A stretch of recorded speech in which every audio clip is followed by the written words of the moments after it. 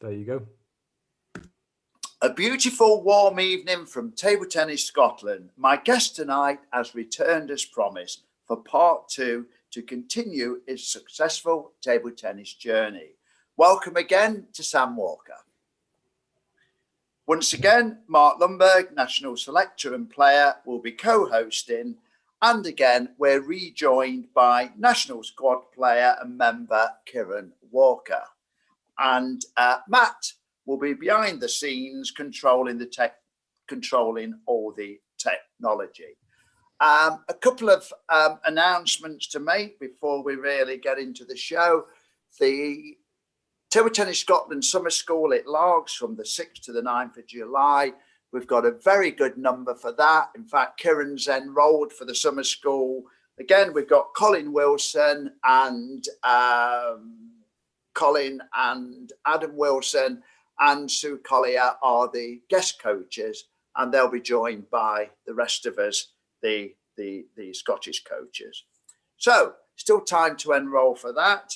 Also pleased to note that the national training squads have all the dates should be in everyone's calendar. And again, there's been a good response for that. And Kieran's also on that as well, aren't you, Kieran? Yeah. Okay, right. Have we got any birthdays? Kieran, who do you want to wish a happy birthday to? Chris Duran, happy birthday. I hope he's watching.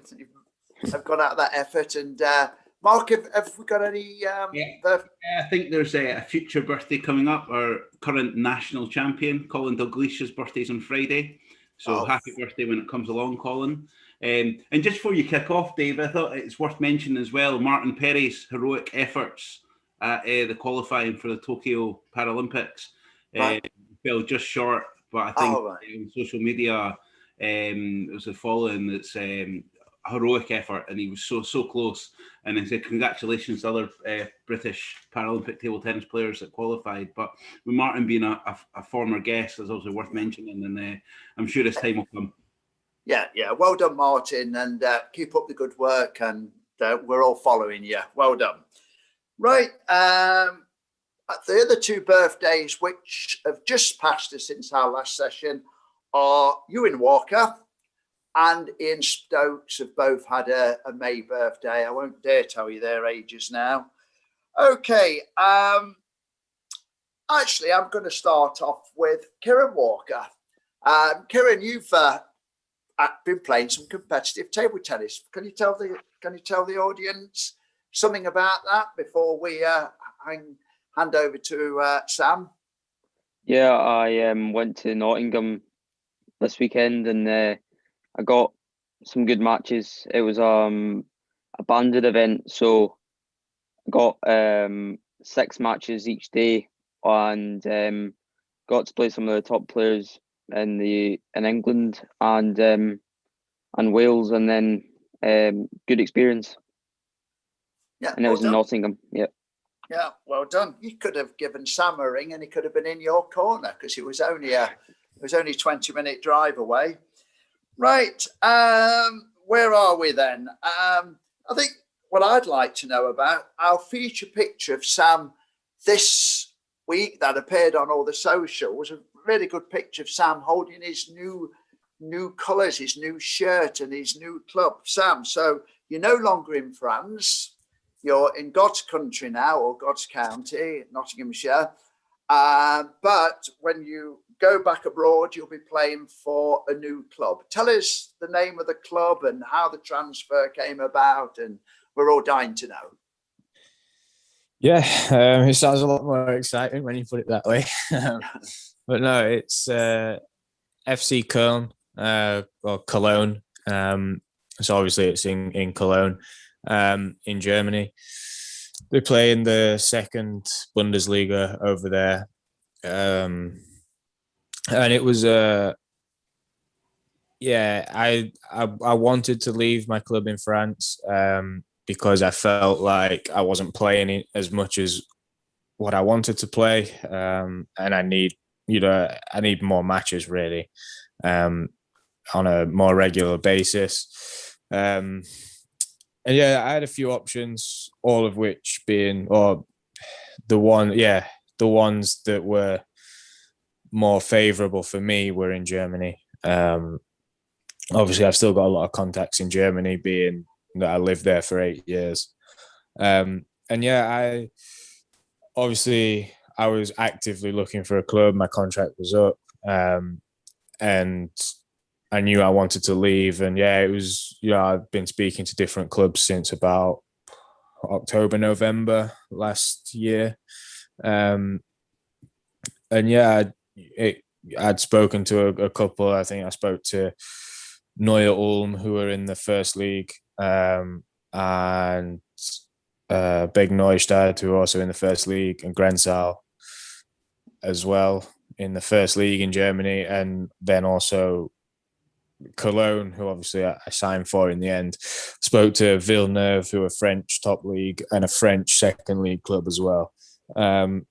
But yeah, I mean, you might think, why have I chosen to go into the second league over the first league? And I've had 3 years in the first league in Germany before, so obviously got that experience. And it was a close. I wasn't sure whether I was going to go to Neue Ulm or to Köln in the end. But yeah, I have a good relationship with Mazanov, who's the coach at Neue Ulm, which is the other team in the first league. But ultimately, my decision just came down to the fact that I wanted to guarantee myself matches for next season. And Cologne, they've got a project there. So in Germany, the clubs have, like, they don't just have one sport. It's all the sports under one club. So FC Köln have the football club as well. Obviously, they're in the first Bundesliga for football. So it's a good established club, and they're in the second league for table tennis, and they want to go up to the first for table tennis. So they've got the football and table tennis in the first leagues in Germany. So they came to me with the project of, look, we want you to play for us, with the idea that we'll have a strong team next year for second league. Hopefully we'll go up, and then we'll I'll play in the first league after for them, as long as we go up. So I thought it was a good opportunity for me, because I know in the second league I'll play every match, because everybody plays every match, and you know that going into the matches. Opportunities for me to be in a different kind of pressure. I'm the number one in the team. I'm the highest ranked player in the league, and it's probably a surprise, I think, to a lot of the other teams in the league that I've signed in the second league. But yeah, for me, it's a different kind of pressure to be playing as number one, expected to win most matches with the pressure on. I'm supposed to be leading this team, hopefully to promotion. So it'd be good for me to, first of all, to be able to play in all the matches, and yeah, to get the experience of just playing as that, favorite most matches. And yeah, just to try and get some more momentum with some more matches under my belt. And then we'll see what that brings. I'm assuming you play the opposition number 1 and 2, do you? Or yeah, so in the German second league, there's 4 players in a team. You play, so the number 1 and 2s play each other, the number 3s and 4s plays each other, and then I think there's one, because when I played in the German second league, the last time, it was going back about 6 years now, maybe no more, 7 years. And there was 3 doubles matches, but I believe it's just 1 doubles match now. So, yeah, so that's changed a bit, but not drastic changes. Yeah, I'm interested, even though I haven't briefed you for this. Obviously, in the news was Naomi Osaka. Feeling very nervous about doing press conferences. Do you have to are you obliged to do any media stuff after the game? And is it something you're quite comfortable with? There's normally a pre-season press conference. That's about as big as that gets. Yeah, if there's any interviews after matches and stuff.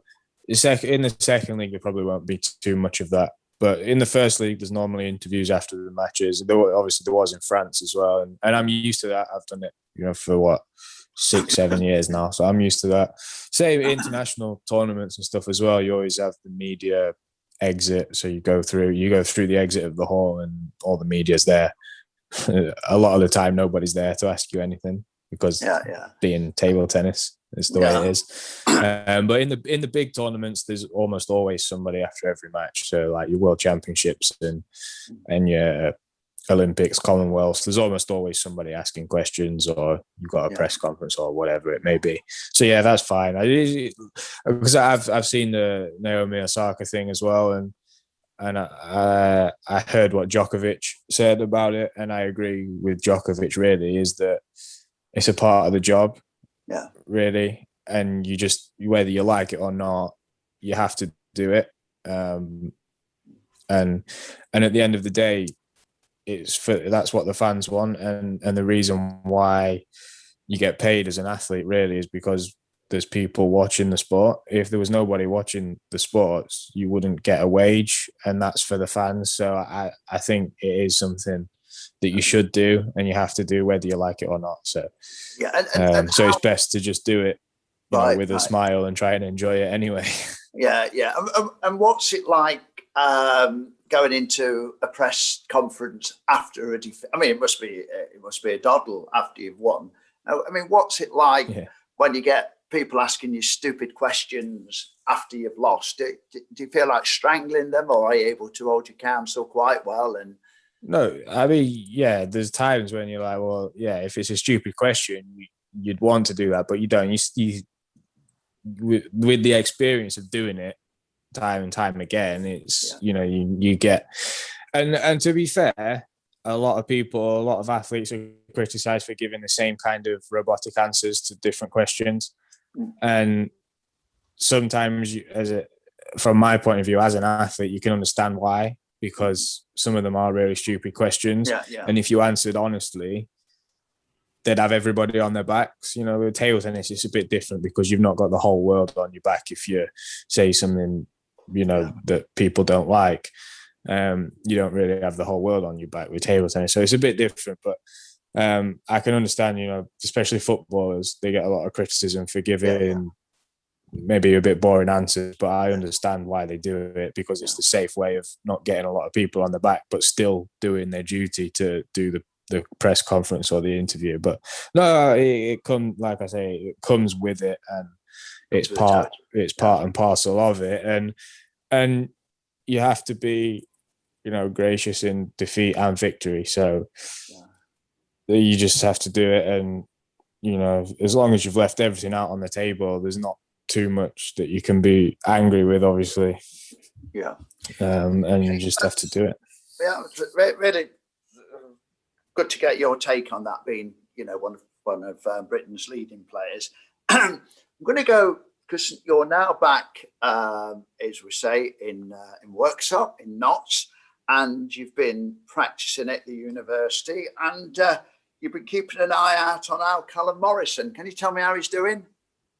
Callum's all right. As I mentioned before, he's from those players who are at the uni and studying at the uni. After probably, obviously, Dave being still in and around the England setup, and Tintin is still in the women's game. Probably after those two, Callum practices the most, probably out of the rest of them. And I practiced with him last month, or maybe the month before. Just did one session with him, and he seems to have improved a little bit. Obviously, you don't know until matches come, but no, he seems to be doing some good work. So excellent, good. I'm sure everybody wants to. Right. I'm going to hand you over to Mark first, and then Karen. Mark. I just want to sort of pick off, Sam, when we were discussing sort of big tournaments in our last session. So we sort of completed the journey in Japan with a bronze medal at the World Team Championships. But moving on to a couple other tournaments, the sort of 2 years later in Halmstad, same team going into it, a lot more attention, I think, going into it. What was your take the World Team Championships in Halmstad. I think it was an amazing start, wasn't it? Absolutely. I think we actually had, we had the best start we could have kind of wished for, really. I think I mentioned it in the last one as well, about the momentum we had playing on that. The where the teams who finished first in the group, they have a rest day, and I mentioned with us playing on that day in the one in 2016, I think that we kept our momentum going and it built up. And I think a little bit in Halmstad, we kind of lost that momentum, because in the group, obviously it's groups of 5. We won our group, and it wasn't an easy group to win. I mean, we beat Belarus, Belgium, Chinese Taipei, and Japan to win the group. So obviously we're playing really well. And you'd have thought we'd have had, a lot of momentum, which we did. But I think that day off, just having that day off, just was a little bit kind of momentum killer. Almost took our, maybe, I wouldn't necessarily say it took our focus off the tournament, because obviously he's still in the tournament, he's still very focused on that. But just, I think having that day off, I think would have been better if we hadn't have had a day off.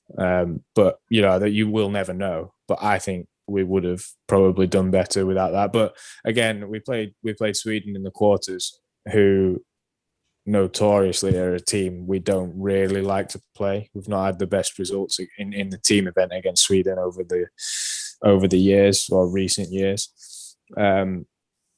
So that was tough, especially with them being obviously in Sweden, having the home championships. And they were in good form as well. And they didn't give us anything, and they won 3-0, and they were the better team on the day. So I mean, we just didn't play as well in that one as we had done in the previous matches at that tournament. But I think, to be honest, to make a semi-final and a quarter-final at the World Championships back to back, after only just getting promoted the one before, is a pretty good achievement.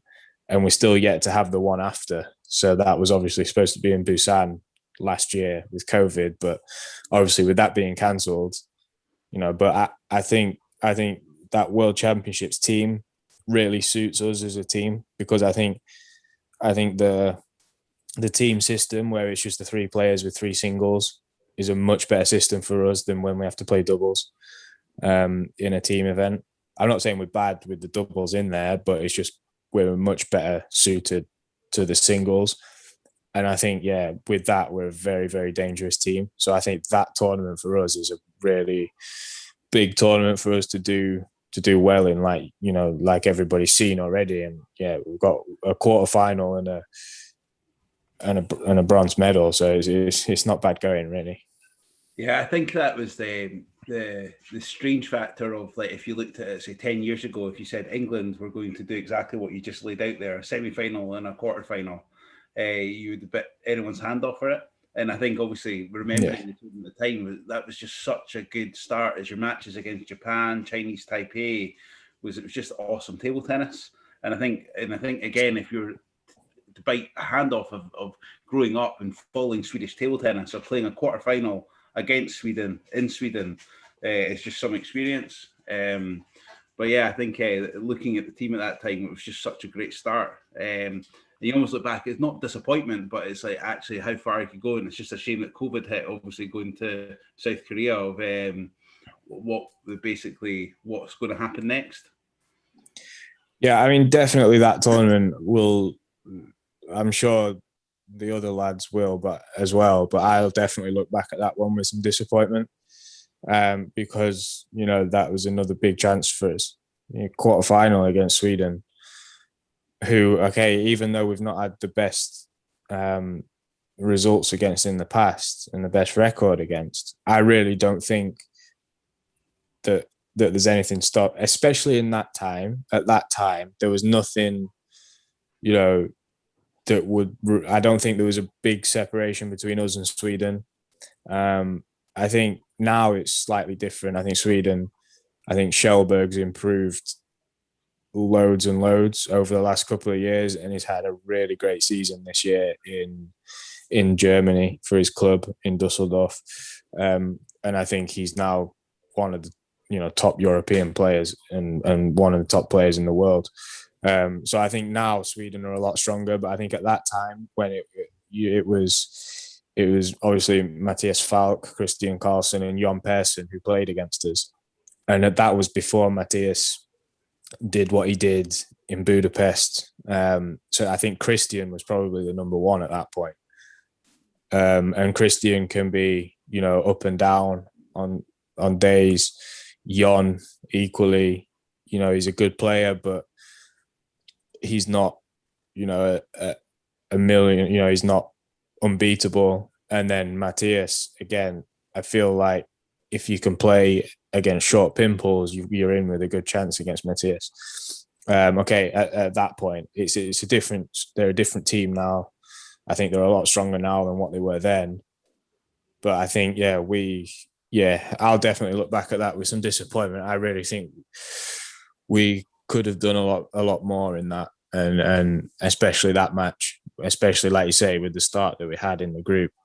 And if we'd have gone on to win that, who knows? But as I say, Sweden are a great team when they, in big matches, they're a really good team and they're a difficult team to beat. Even though you look at them and you say, we can take them, they're not really any better than us. They're obviously all good players, but they're a very difficult team to beat. They make themselves hard to beat, and any team that does that is going to do well in a team event. But yeah, as I say, I think they're going to be a big player, especially in Europe and in the world to come. With Matthias, obviously, what he's doing at the minute, he's pretty strong. But I think Anton will be the number one, moving forward now. And then you've obviously got Morigard coming up, and Christian Karlsson will be there or thereabouts. That he's got a strong level, but he can be up and down. So yeah, they've got a really strong team as well. So yeah, I'll come back to the Copper Box in the World Cup, but Kieran, over to you. Yeah, something a little bit different, but I was wondering if you knew like any good exercises for like side to side and in and out movement for like footwork, like any good like for getting in and out and then just like side to side movement. Yeah, I mean, what I'd say is obviously you've got a lot of different exercises that you can do for both of those. I'd say, first of all, you want to target the areas of the in and out movement. Are you looking at, is it when you're just playing short to short on the forehand side? Is it just short to short in the backhand side? Is it short to short whole table? Is it short, so you've played short and they've pushed or flicked you long and you're coming out to play, that you need to improve or you need to look at? Or is it when you flick or push out and then you come out and you want to improve on that, and from the forehand or backhand? And what I would say is you want to look at that, find what it is you want to improve about the in and out movement, and then you can literally, before every exercise you do, or you can incorporate it into any exercise. So for example, if you're doing backhand middle, backhand forehand, you can start with short serve, they play short, you can play short back, they can push or flick long to you, or they serve, you play short, they push or flick long, and then you start the exercise, or they serve, you flick, or you push, and then you do, so you can do it before any exercise. And what I would say is just always make sure you bring, if it's short forehand, you need to always bring your left leg in first. Otherwise, your head won't be close enough to the ball. So you want to bring your left leg in first. And no matter if you're going to be coming back in to play another short, so if you've gone in, played short, you still need to go fully out to then go back in again. Because in a match, you don't know if they're going to stay short or go long. So you always need to go in and go out, and then you can go in again, or you can stay out and play your shot.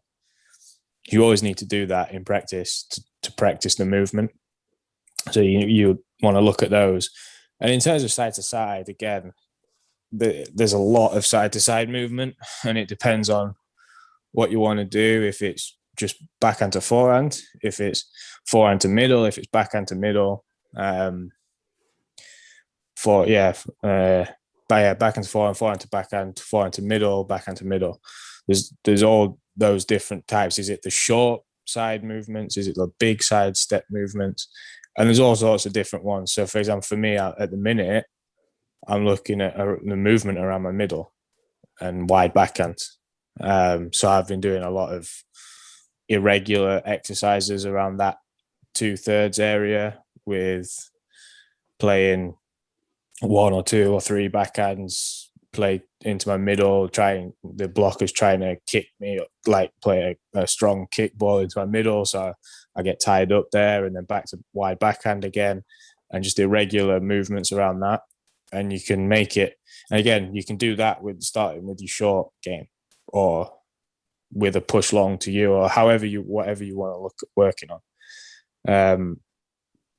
And what I would say with your side to side movements is always try and keep your legs the same distance.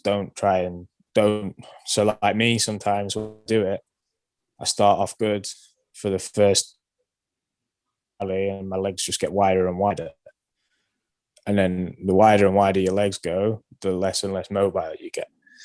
So I do that quite a lot after, a few shots of the rally, because I'll stretch to one side. If they play wide, I stretch with one leg rather than going with 2 legs all the time. Okay, you're not going to do it all the time, and sometimes you're going to have to stretch, but then try and get back to moving with both legs again.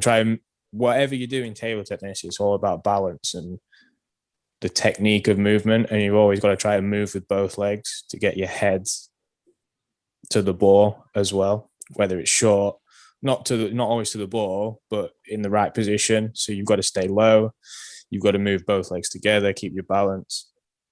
And it's the same if it's from the middle, you need to move your right leg out and then go into the ball, and then come back out again. And so you always keep your back high as well, and try and recover to middle. All that helps with the side to side movement. So it's, when you say side to side movement, it's not just one thing. There's a lot of different things that help that. And obviously staying on your toes is crucial as well. But it's never going to be perfect ever. And nobody's ever going to, even, Marlon fans and Dong, you'll look at their movement and it's not perfect, but more often than not, they're doing the right things. And that's what you've got to try and do. If you're out of position, try and get back into position. If you're stretching for a ball, try and get your legs closer again. So you're always trying to move with 2 legs, keeping your balance, keeping your head down, body over the ball. They're the main things. If you can do all those, more often than not, you're going to be in good positions to play your shots. Yep. Thanks so much for that. Really, yeah. So in good movement, the head moves first. That's what they say in all sports. Yeah, excellent. Let's go back to Sam's game now. Talk us through your Olympic years, Sam. Well, there's only been one, 2016 again. It was an interesting one because I wasn't expecting it really until kind of after we'd played that Worlds, because although I was still coming through, although I'd had quite a number of good results now at that point, I was still pretty far behind Liam and Paul in terms of ranking and level.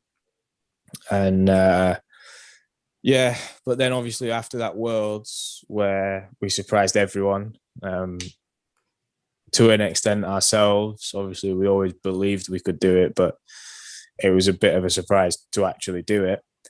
Then all of a sudden Olympics was a possibility as well. And I just remember it was between us and Russia, basically, because at that point they were doing it off the world ranking for the team. And it was the last place, I think, on the ranking list was between us and Russia. And because of the Russian doping scandal, I think their players didn't go to a couple of the tournament or any of the tournaments in the lead up. So we kept that place. So yeah, we went, and yeah, just it's a different. Obviously, I've been to Commonwealths before in 2014, and it slightly similar to Commonwealths with it. You know, I suppose that's a good stepping stone for an athlete. You know, going into a Commonwealths before an Olympics, because Olympics is just such a big scale thing that it's nothing like I've ever done before or been part of before in table tennis and in sport. It's just everything from the kitting out to the media days, to the preparation camps, to the flying to Brazil. It was obviously for us from flying there to getting into the village. Everything is just like on such a scale that you feel this is special. It's not like this isn't just another tournament. This is something special. And yeah, so obviously I went. I just played the team event because obviously only two can play the singles. Yeah. And so actually I was there for a long time before I started playing, because the singles is before the team, or it was in Rio. I think it probably will be again, but I'm not sure on that. But in Rio, the singles was first. Now we did. So I think we went to Korea. I can't remember how far out it was before, but we went to Korea for a training camp and then the Korean Open. And now this, like, that period of training for me was some of the best training I've ever had. Like in the lead up to the Olympics, just because of the exposure to the players that I had, like playing the practice partners. I mean, the first trip, which was to Korea, it was amazing in itself, and that was, I can't remember exactly how long we were there, but we were in the training center in Samsung, in Korea, and there was it's where Lee Sang-soo trains, Ju Si-hyuk, and yeah, An Jae-hyung, who obviously later on was in the fight. Was in that Budapest Worlds in the semis, I think. And Cho Yeon-rae, a lot of young, not Cho Yeon-rae, Cho Dae-sung. So anyway, there was a lot of young players as well in there, and they were all really good. And we had a really good training camp there. And then from there, we went to the Korean Open. Again, it was quite a good tournament. I think in the under-21s, I lost in the semi-final at that point, at that one, because I was still under 21 there. And then after that, we did a couple of weeks in Germany, and also I think we might have done a week in Denmark. And like on those camps, in Germany. There was like Samsonov, Ovcharov, Ball, the whole German team. I think Jonas might have been there as well. I've got a picture with everyone who was there, and it was just like, I think it was pretty much all European players, but like everyone who was going to the Olympics almost from Europe. So it was like loads of players there. Same in Denmark, loads of players to practice with. And yeah, that few weeks, it was probably about a month and a half in total of that. That was just really, really, really good practice for me, even not just, in preparation for the Olympics, but just for my improvement in my game.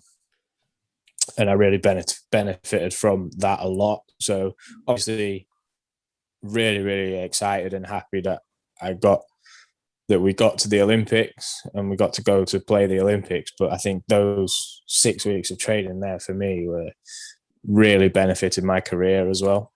So not just the actual games, but those training blocks there really benefited me. So that was really good for me. And then obviously we went out, I think we went out a couple of weeks before the start of the tournament. But we didn't actually go to Rio first. So Team GB have like a holding camp for all their athletes, but it's optional. You don't have to go. And and that it just depends on what the schedule is from each sport and if they want to do it or not. So yeah, we went to that, and it was in Belo Horizonte, which was another flight journey from Rio. And yeah, we were there with, I think at that point it was just us and boxing who were there. Yeah. And we trained in this hall in a school, and there was, we had half the hall and boxing had the other half. Oh, fencing were there as well. So I think on our half was like us. We had 2 tables to train on. Then fencing had a couple of their pistes. I think that's what it's called, where they do their fencing. Yeah. And then on the other side of the other half of the hall, boxing had the whole half, because obviously they've got the ring and they've got loads of boxers there anyway. So that was cool. We were there for like a week. So that was really cool. Obviously, that's already like a taste of how different it is to other tournaments, because you've got all this preparation, which is different, and you're there with other athletes as part of your team as well. Because obviously we've got our team, as in the table tennis team, but Team GB have this ethos of like, we're all one team, and so we're all very, together, I suppose, as a team in terms of all the athletes, which is quite nice. That's a nice feeling. And then from there we went to the village, and we were in the village, a bit before the start of the tournament. And then I had about a week or so, maybe slightly longer, before I even started playing. So I was out in Rio, or in Brazil, maybe 2 or 3 weeks before I even played a point, like a competitive point. So that was quite tough, because I'm obviously there, and I've got a job to do. I've got a job to focus on for the team, but I've got all these other things that's amazing, with the village, and that I want to enjoy, but I have to stay focused on the tournament. So it was kind of strange. I don't think I probably didn't enjoy it to the extent of what I would if it had been a team first, and then I had 2 weeks of, I'm just hanging about, I can do whatever I want now. But at the end of the day, I'm not going to the Olympics as a holiday. I'm there to perform, so that's okay. And yeah, the actual tournament, I think we played, again, a pretty good tournament in terms of how we performed. Obviously, we had the epic match with France, the 5.5 hour one. I think it was about that. I think it's an Olympic record for a table tennis match. And yeah, so that was, I'm trying to think, because obviously we'd got a bit of a rivalry with France by that point, after the Worlds and stuff, and with Liam and Gauzy and things like that. So we built a bit of a rivalry with France. And I just remember we played that match. I think I up to that point, I'd had a couple of not so good training sessions as it got to close to the match, like a few days before. And Tom Jarvis was out there with us as the reserve. So I'd been doing some practice with Tom, and I had a couple of sessions that weren't great. And I just remember, like, Alan Cook and Simon Mills, who were both there too, just kind of have a meeting with me on one of the days before. I think it was like the day before, and just say, look, just remember, like, this is the Olympics. You're here to perform, and don't put too much pressure on yourself. Relax, but also, we don't think it's been so good the last couple of days, the last few sessions or whatever. I can't remember exactly the conversation, but I came out of it like, right, I'm going to show you, that kind of, like, I'm going to show you, like, because I didn't think I think at that point, I didn't think I was playing too bad, but they obviously thought different, and they will have been right, and yeah, so I came out of it thinking a bit like, oh, I'll show you and whatever. And then obviously we went to the match, and then I remember the practice I did before the game was really good. And I just remember feeling that kind of focused, but like that, not angriness, but kind of, I want to show them that this is why I'm here. You know, I deserve to be here, and I'm going to play well. I'm going to give myself a good, I don't know how to describe it really, but yeah, I'm going to give myself a good showing. I'm not going to be here. I'm not just here to make up the numbers, you know. And yeah, I think I can't remember which order it was, but of the match, I know I was the last match against Gauzy, and I think it was the doubles first. So I think me and Paul played Floor and Leveson first match up. I think we were 2-0 up and we lost 3-2 actually. So that was a bit of a blow in that one. But then I think Liam went on. I think Liam beat. That match is just it's difficult to remember who beat who because I've not watched it back. I've not watched it back because it's not on anywhere because obviously it's Olympics, so you can't have, nobody's got the viewing rights apart from the Olympics, and I just can't remember who beat who. I just remember the match. I remember Let the me doubles step that in I here. played. Hold on. Mark's going to help you out here, Sam. Yeah. So basically, Simon Gauzy against Liam, Paul against Leveson, then the doubles. Yeah. There. Okay, doubles was middle. There you go. That's what confused. And then the epic 3-2, Yeah. 12-10 in the fifth against Gauzy. Yeah, because I remember Pitch was before me against Floor. And if he lost, obviously I didn't get to play a singles. Yeah. And I think he was down actually. I remember him being down in that match because I was out the back warming up, and I remember him being down. 2-0 down, losing the second set 11-2. Yeah, he was down. And I remember being like, "Oh, I just want to play. Just let me play in the Olympics. Give me a singles game. Like, I want to play a singles match." And so I remember that, and obviously then Liam pulled through and won the match. And then I just went on, and I don't remember what I was feeling or, you know, anything or what was said. I just remember being determined to go and, you know, give it my best shot. And I did. The one thing I remember from the match was at 2-2, 7-3, because I'd played Gauzy loads in practice. Because I was living in Oxenhausen at the time, and I'd been there a couple of years already, so I played him loads in practice. So I knew like it was going to be a close match because I knew I'd had, you know, I'd been practicing with him. I knew like I can push him if I'm playing well. So I was there. I remember I was 7-3 up in the fifth, and I spun, and I think he did a chop block. And I missed. I think I must have gone to push it and probably put it like off the side somewhere. And I was like, "Oh no, don't do that." And then he came back and he went 10-7 up, and I was like, "Oh, I've like messed up here." But then I don't know from where I played 3 amazing points to get back to 10-10, and then obviously won 12-10. I don't remember the last point really. I think I blocked it down the line or something. I can't remember backhand. I can't really remember it. I remember celebrating it after though. That's about it.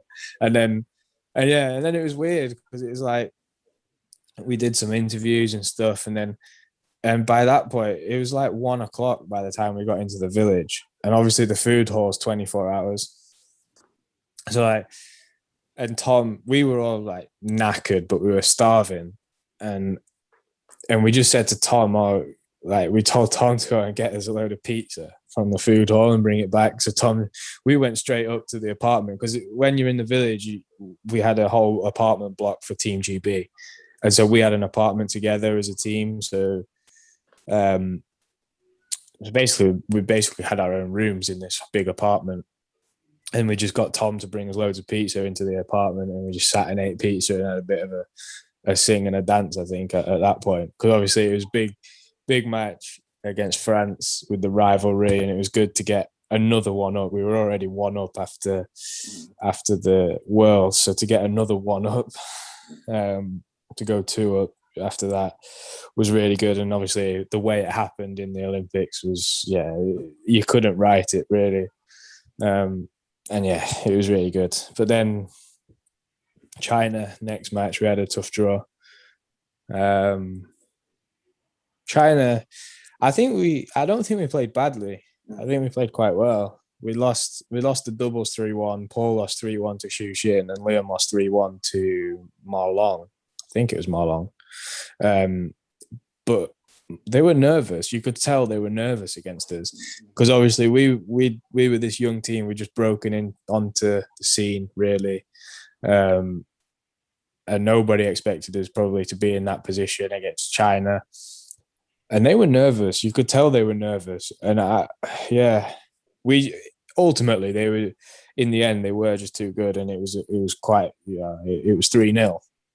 And it was pretty comfortable, even though, you could tell they were nervous, and the matches were 3-1 and fairly close. But we weren't good enough at that point to really put enough pressure on. But I think if we had been good enough at that point, had it been now, and it was at that point with our levels the way they are now, and if we could have taken one of the matches, I think they'd have been very nervous because they were already nervous and they still won 3-0. No. So yeah, it is. But yeah, no, it was a great experience. After that, it was enjoyable to be kind of, just around the village, and went to watch I think we went to watch some tennis, and I didn't get to watch the rugby sevens. I wanted to, but I couldn't go in the end. And yeah, it was good to just be around that environment. And yeah, I wanted to make the most of it because you never know if you're going to go again. Hopefully I will, but you just never know. So I wanted to make the most of it after I'd finished. It was good to make the most of it. Right, that leads nicely, Mark. We've had a question about doubles. Do you want to read it out, and who's it from? Yes, so Joan Smith, a regular viewer, been on a few times. So basically, in a big tournament, do you practice doubles, or are there double specialists? Certainly within the England camp, do you know who's going to play doubles and how much practice is put into it? So for us, it's really big. It's not an issue, but that's why I say for the individual one, it works better for us because our best doubles pairing is Liam and Paul.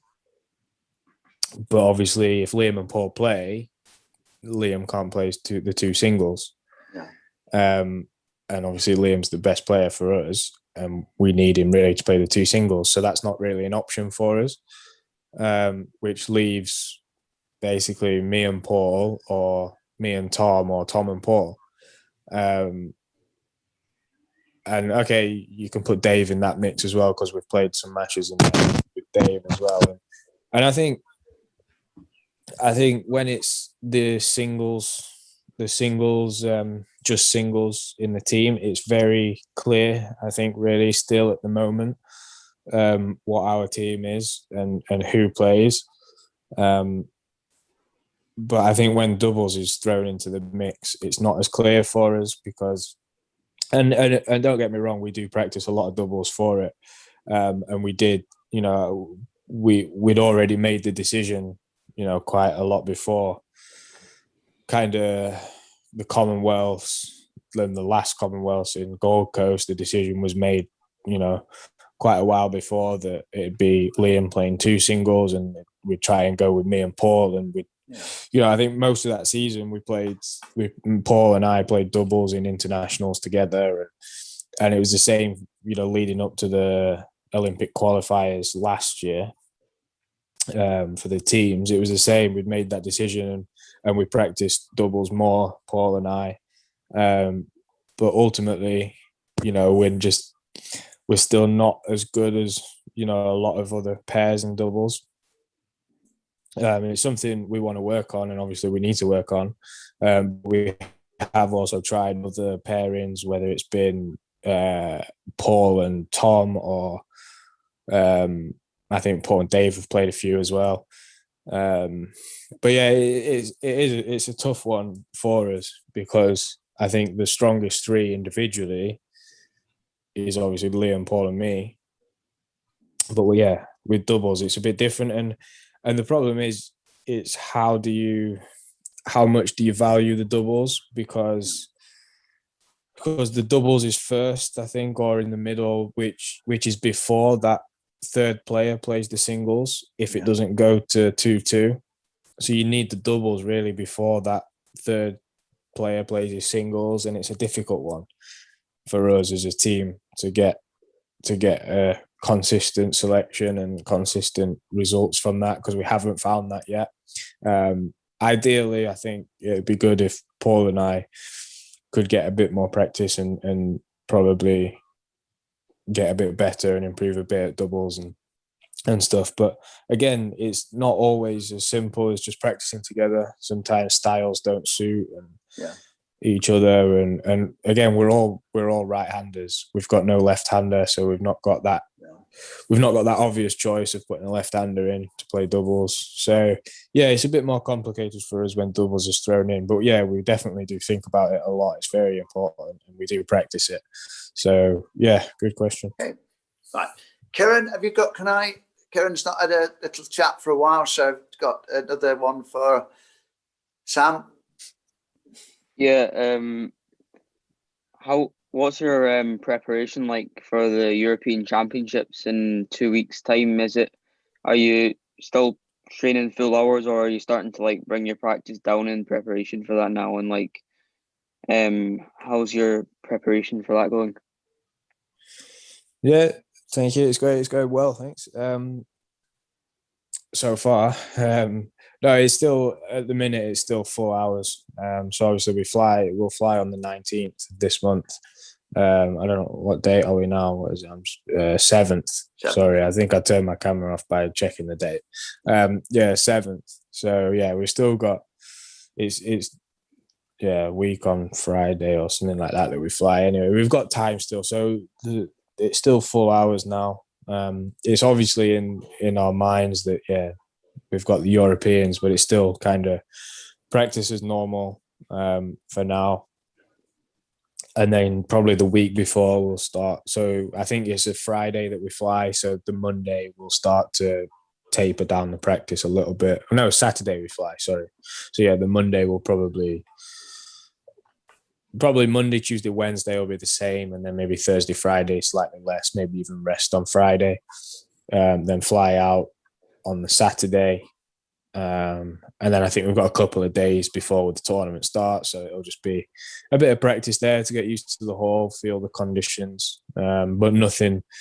It's not like a revision for a test where you don't do anything and you cram everything the day before. It's a lot of you do the work before, and the work you've got to have confidence that the work's done before you get there. And yeah, I mean, I don't see the need to practice, loads and loads right before a tournament, because you want to be fresh going into it and have a open, clear mind and be confident in your ability anyway. And your body's just, I still think, the right fitness work is important to keep those, to stay fast but equally not too much heavy work, so that you're not feeling drained, but you want to feel energized and fresh and still you want to stay fast around the court. And but the most important bit is the mental side.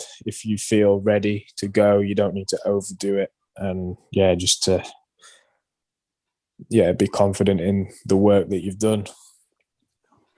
Okay, just want to go on if you like a down note. We've had all this upbeat stuff. You've had a bad year. We've lost Sam, have we, for a little while? He's back again. I'm back. Sorry. Yeah, no, that's okay. You've had, in spite of giving Kieran all these lessons on footwork, you went over your ankle going right to left, and that put you out for quite some time, didn't it? So you've not had a good year for injuries, and this is the first time in your career, isn't it, where you've had to battle with injuries? Yeah, it is really. I've been quite lucky actually that I'm 26 now. I was 25 when I did it, but I'm lucky that I've been playing professionally since I was 16. That it's my first, major injury. really. I had tennis elbow, but that was just a couple of weeks, and I was back playing properly again. Yeah. So yeah, it was a hard one because it was in Qatar, first tournament back after a year, and I was feeling like I was in really good shape, and I was ready to go out and yeah, try and see where my game was at, and I felt confident and I felt good in my ability and that I'd been training well and stuff. So yeah, first set back, first tournament back, first set, 6-5 down or something, I think. And yeah, I'd watched the match before that was on my table before me, whilst I'd just warmed up and I'd gone to see what the score was, to see roughly how long it would be for me to go on. And I watched a couple of points, and it was Sidorenko against somebody, and I saw Sidorenko slipped and complaining about the floor to the umpires and stuff, but I didn't really take much notice of it. I was like, okay, that's fine.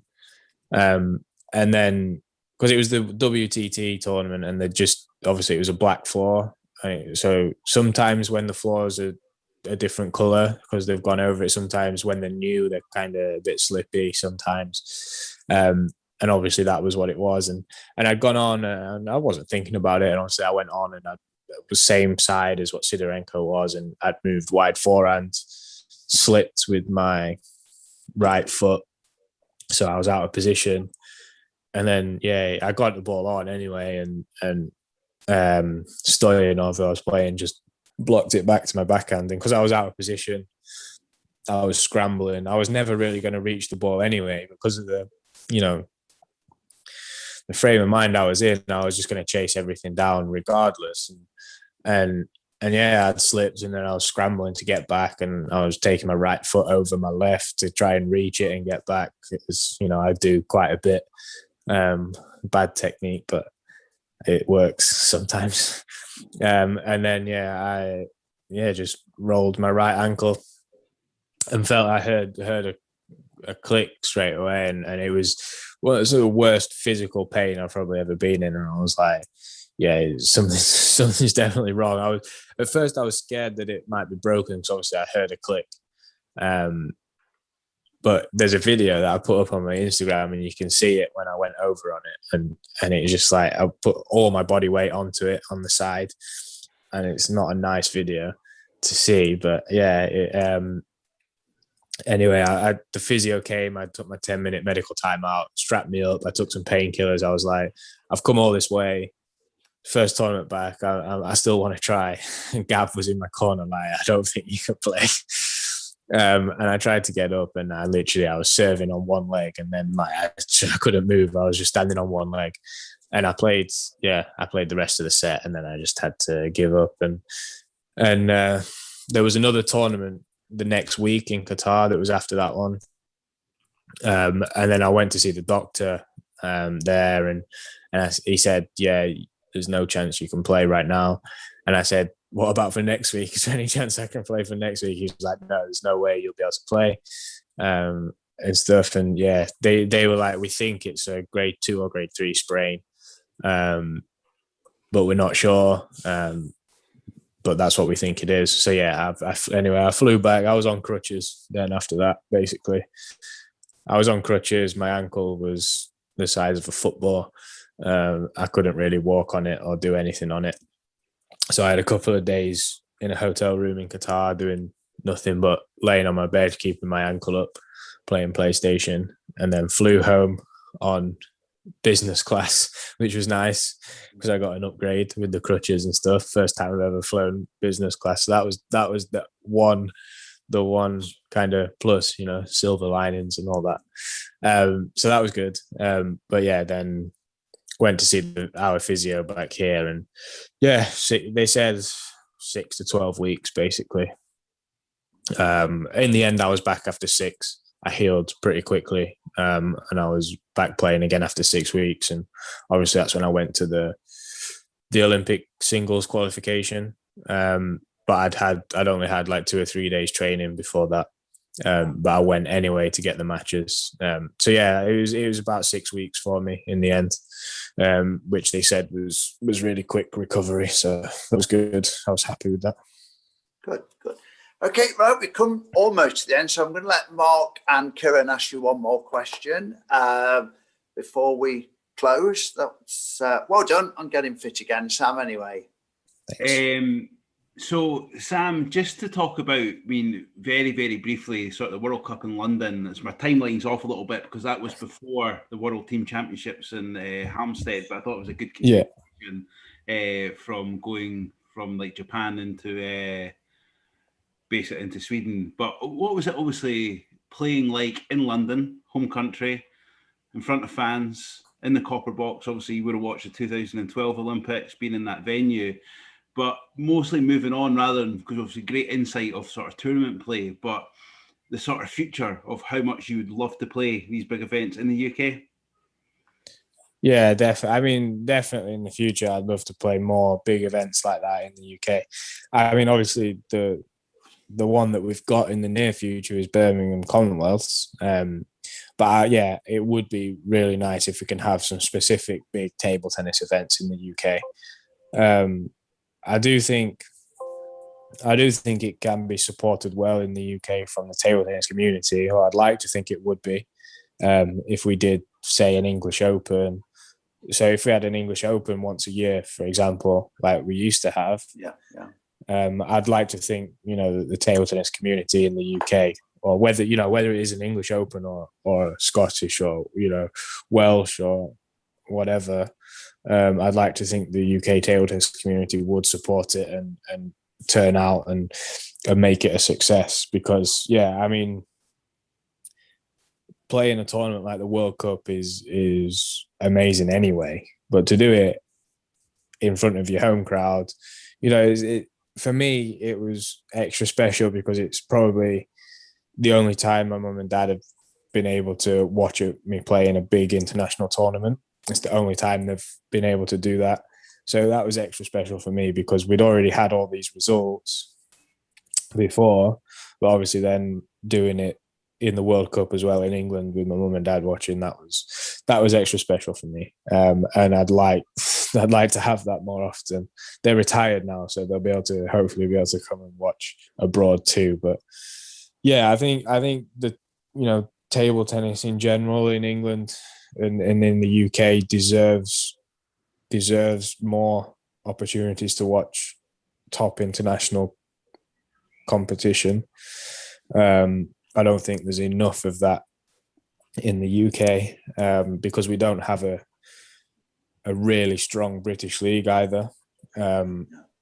So, not just for the average, local league player to see, and then table tennis enthusiast to go and see it, but for the kids coming through, so they can go and see what it's like at these events, so they can have something to dream about, to aspire to, rather than just looking, with all respect to the Grand Prix, as a Kieran, I'd imagine, isn't going to go to London Grand Prix or Liverpool Grand Prix and say, oh, this is what I want to be doing when I'm 19 or 20. This is where I want to be at. No, he wants to be playing the World Championships and playing your German Opens and your Europeans and everything else. So if they've got one every year on their doorstep, I think it's great for kids to have that to see and to aspire to playing at that level. And they can see, but then they can see as well what it looks like, how the top athletes go about matches, how they prepare for matches, because you can see all that there when you're there live. You don't get to see that on the ITT TV or whatever. You don't get to see any of that. But when you're there live, you can see that. You can go and look at the training hall, see what the players are doing, or you can see them warming up behind the stands, or you can see what really happens with these top athletes behind the scenes before the matches and stuff like that. When you're live, you don't get to see that on the telly. Yeah. Perfect. I mean, Johnny Cowan, if you're listening, let's bring a world table tennis event to London or somewhere in the UK. Good subject. I think it's obviously, if you look at someone like Wimbledon or a different sport, where for that 2 weeks where Wimbledon's on, the amount of people take up tennis, and it'd be great to think. I think, well, obviously the BBC have done a good job publicising the sort of English nationals being on the website, but it'd be great to have that event of something that having sort of top Europeans here every year. I know, Dave, your time in the English Open, that's what happened. Every year with top players in Europe, around the world, to come and play the English Open. It'd be great to see a big event. So Kieran and the rest of the Scottish guys, it's something to inspire to of watching them coming across the UK. Yeah, used to have the English Open at the Dome in Brighton, and then a week later it was a Welsh Open in Cardiff, and it was basically the same players, and it was like the world class players. Right, final question to Kieran. What have you got? Are you going to serve Sam down the line, or are you going to give him a short one from the backhand? What are you going to give him? As a question. You're obviously 3 in England right now and top 100 in the world. What do you think you need to do, or with your game, or like in general, to get into the top 2 and then like top 50 in the world, say? Oh, killer question to finish. Yeah, no, good. Yeah, there's a lot of aspects really. In terms of table tennis, and I'd guess most sports. Obviously, I can't say I don't play any other sport, but the better you get, the longer and harder it is the longer it takes to improve, and the harder it is to improve. So yeah, it's and yeah, table tennis is obviously the same, and I think for me, there's certain technical things obviously that I've got as weaknesses in my game. Like I spoke to you earlier about moving around my middle and things like that. But in my opinion, now it's more about the mental side, trying to get my confidence and match play back a little bit, because I've not played a lot of matches recently. Because I think over the last year and a half in lockdown, I've improved a lot in terms of my game, because I've had that time. Before I've not necessarily had the time to just go in the training hall every day and just improve. It's been, I'm practicing for this tournament, I'm practicing for this match, and I'm traveling so much, and the training's not about improving, it's about just preparing for different competitions and matches. Whereas the last year and a half, I've really had time to focus on improving, and I think I've really improved in terms of my table tennis game. It's now just now it's the opposite. I've not had match practice. I've not played any matches for a year and a half, really. So it's about, being, for me, the mental side, just being more consistent in my game. How do I deliver my game more often than not? Because you're never gonna be playing your best every game, but it's how do I still win while I'm not playing at my best for a start? How do I make it difficult when my opponent's playing well? How do I make it hard for them? What can I do to give me the chance to play my game and build on that, and just in general just be more consistent? Because throughout my career I've had a bit of an inconsistency with results. I've beaten players very high in the world rankings more than just a flash in the pan. But I've also lost to players who are, 150 in the world, 200, more than just a flash in the pan as well. So I've been quite inconsistent in my career, which I think is why I'm still at the level I'm at now, because I think my top game really is, I'm up there in the top 50, I think, on my top game on my day. But I have too many days where or my bottom game, because obviously you can't play at your best all the time. So my lower level isn't at that level yet. My lower level needs to be higher, and that's not about what I need to do technically. That's more about that's match play. That's how do I make it difficult for my opponent? If I'm not playing well, how do I figure out ways to win, in doing things that I necessarily might not be comfortable doing, but how do I still have the confidence to do that and just, tactically work my way through a match when I'm not when I'm not on top of my game, when I'm not, firing on all cylinders, how do I still get to that point where I can do the things that I'm confident with, that I know I can still win? So yeah, table tennis is a very tough sport in that sense. There's a lot of different factors, a lot of different styles of players who you might not necessarily like playing, but you've to be a top player, you still got to beat all those different styles if you want to be the best. You can't just be good against one style. You've got to be able to, you got to be able to win when you don't feel good, when you don't feel comfortable, and that's what the top players do the best.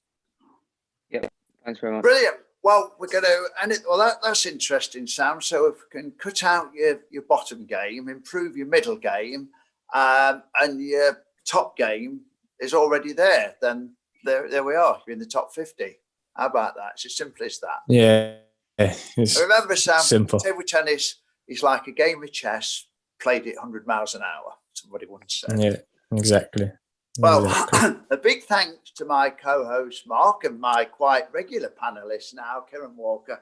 But once again, Sam, thank you for giving us a real insight of playing in these top matches, preparing for these Olympics, World Championships, your club table tennis, battling back from injury, and actually reliving a lot of the points that you were playing. I felt I was on the table playing them myself. So once again, big thanks to Sam and the panel, and we'll see you all in a week or 2 weeks' time. Thank you.